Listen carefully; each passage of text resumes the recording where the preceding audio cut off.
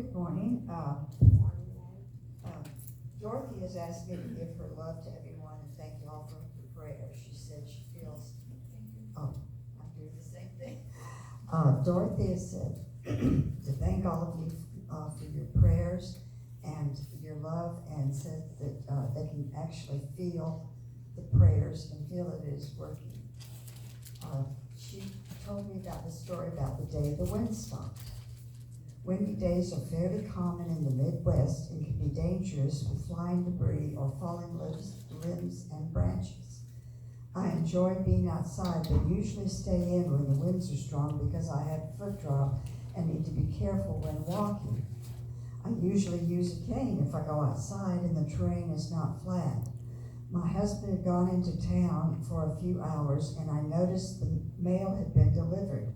It was a beautiful sunny day, and although there had been strong winds all day, I decided I could make it to the mailbox. Since our driveway is concrete and flat, I didn't think I needed my cane. I only had to traverse it from our garage to the mailbox, about 50 steps in all. I had no problem getting to the mailbox since the wind was at my back. However, returning to the garage turned out to be more of a problem than I expected. I literally was stopped in my tracks and making no headway at all. It was like someone pushed me back each time I went forward. With a bit of humor in my voice, I looked up to the heavens and said, "Hey God, can you slow down this wind a bit?"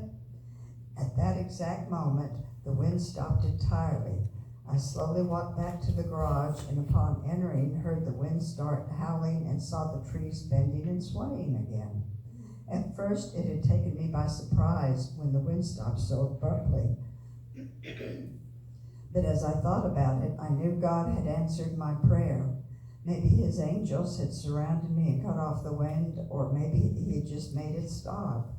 It wasn't the first time God had come to my rescue.